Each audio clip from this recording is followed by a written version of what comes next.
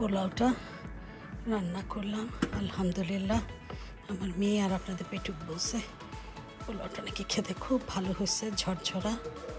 আমি তো বাংলাদেশি চালটা দিয়ে করি না, কারণ এখানে বাংলাদেশে পোলার চাল, চিনি গুঁড়া চালগুলো খুব ভালো পাওয়া যায় না, ভালো পড়ে না।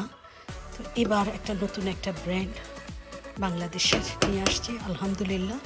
চালটা খুব ভালো হয়েছে, আশা করি সবাই পছন্দ করবে ইনশাআল্লাহ।